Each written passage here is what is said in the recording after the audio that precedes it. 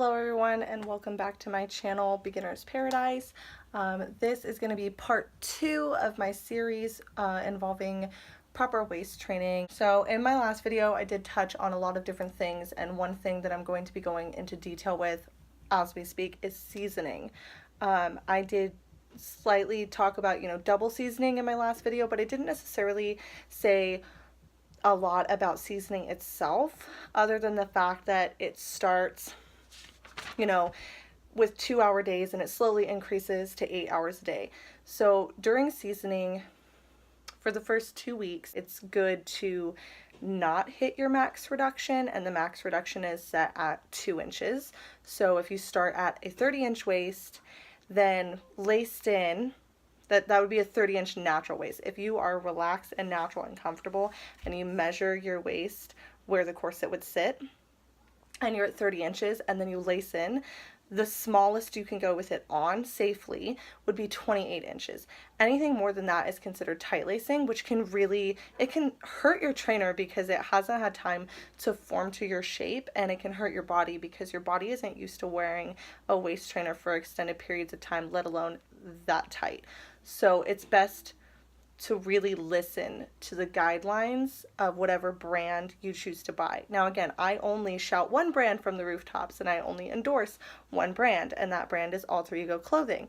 Their link will be down in the description, as well as the link to the group that I am a huge part of. So yeah, the seasoning process, like I said, it's 21 days.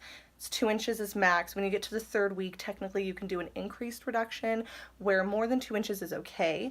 But if you've been doing a 1/2 inch the entire time and you hit that 3rd week, it's probably not best to just immediately go into like 3 or 4 inches of reduction. Everyone's body is different, and when you tight lace, you can start to feel physical pain and problems. And like, I have tight laced in the past. It was a complete accident. It's not like I meant to go that tight. I was a beginner. I hadn't been doing it for very long. I put my trainer on and I laced in, and I was comfortable at the time that I laced in. But then as I went through my day, it got more uncomfortable. Parts of my body started to feel sore. I started to get tingy pain feelings. And when I took it off, it literally felt like all of me went like this super quickly, and it hurt.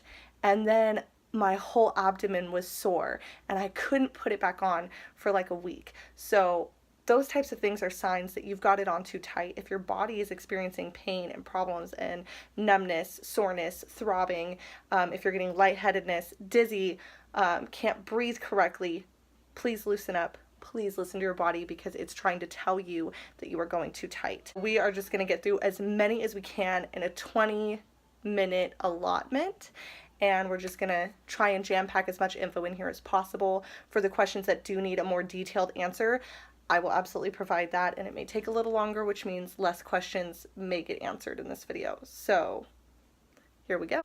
Question number 1. I actually just covered this question.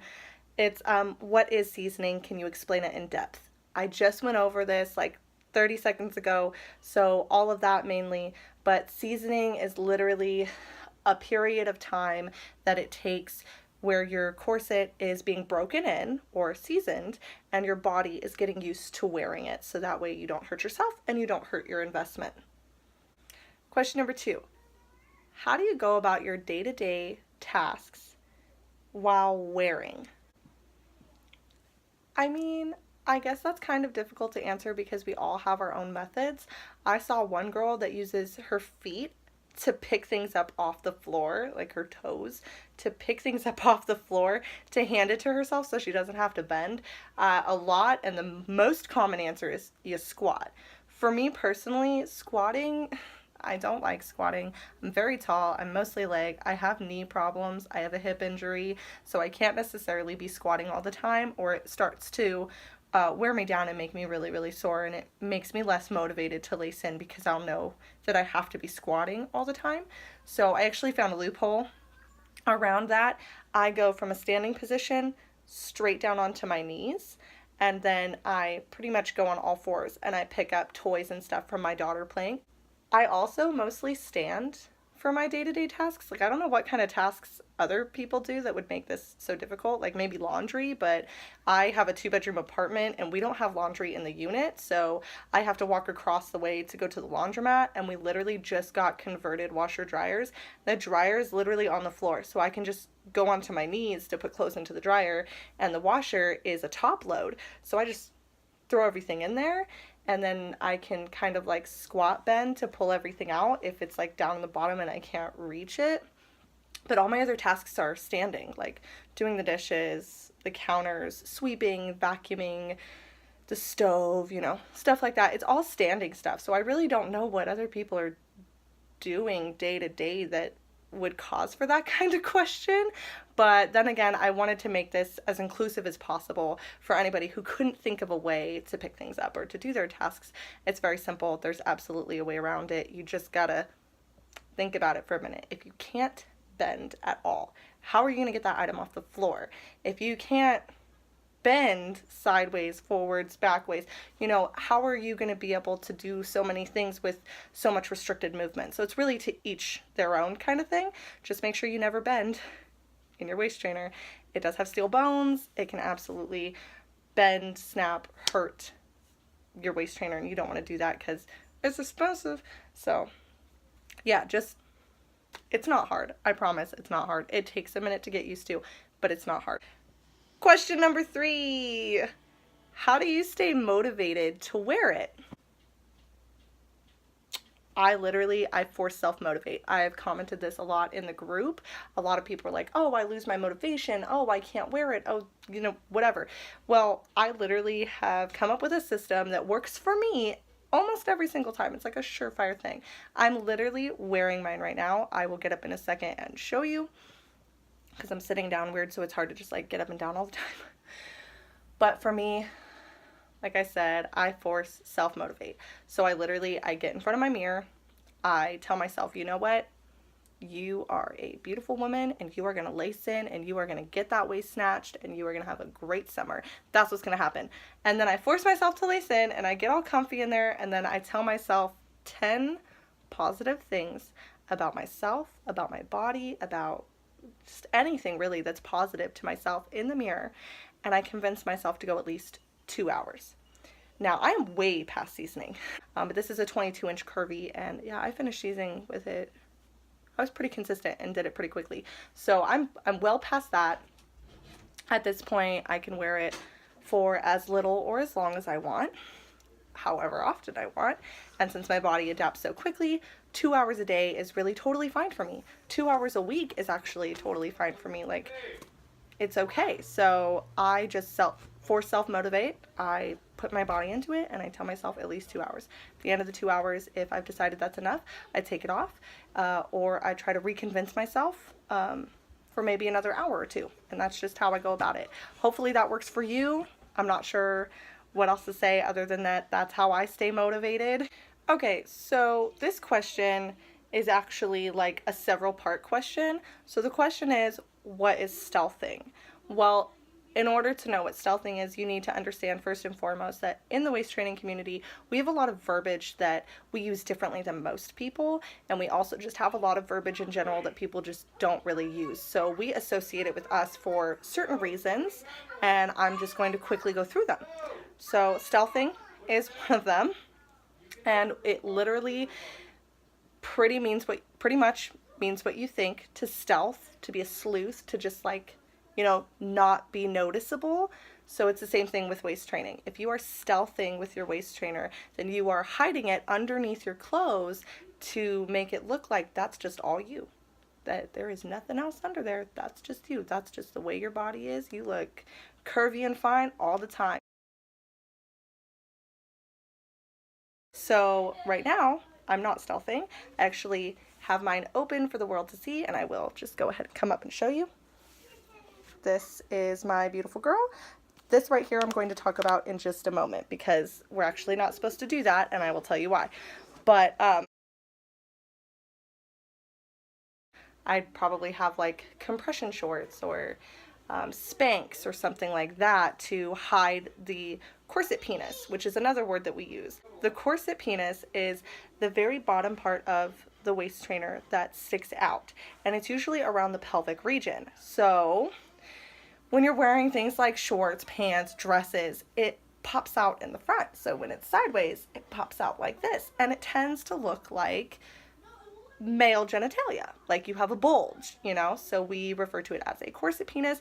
It absolutely can be tamed. Most people find that Spanx, you know, work wonders. Other people don't like body shapers and they just want to cover it with some tight high-waisted pants. That's cool. I've seen a lot of women wear rompers or compression shorts. That's cool. I personally wear workout shorts that are compression shorts that pull in the bottom, so that way that doesn't poke out. But since I wear it mostly over my clothes, I don't really care if it's poking out or not, because you can't really tell when you're wearing it on top of things. It doesn't look out of the norm. There's that. And then the next one is compression. Compression is what you feel when you do things like this. When you lightly, not like super bad, when you lightly squeeze your arm, that bit of pressure that you feel would be considered compression for waist training. We feel a light bit of pressure around our abdomen, around our curves, around our stomach, and it feels kind of like a hug. Not too tight, not too loose, comfortable, like a hug. Yeah, there's, you know, stealthing, that's compression. I went through consistency in my last video, but I'll quickly just run through it again. Consistency is when you are doing the same thing over and over nearly every day or in the same fashion repeatedly. So if I were to wear today for 4 hours and then I want to wear tomorrow for 4 hours and the next day, that would be that I am consistently waist training daily for 4 hours a day. So parallel. That's some verbiage that we use as well. Parallel, most people know exactly what that means, and parallel literally means two straight lines, like railroad tracks, like your shoelaces, like the busks on the back of your waist trainer where the lacing is. Every single proper waist trainer will have lacing in the back, and the back busks should be completely straight. There's a reason for this. Your waist trainer is cut with a curve. So the back needs to be straight for everything to be doing what it's supposed to be doing, how it's supposed to be doing it. If you are tightening like this, or tightening like this, or tightening like this, or like this, or like this, that's not parallel. That's not right. So if you continue to do that, what's going to happen is you're going to warp your waist trainer, and then it will become pretty much useless. Warping, that's another one.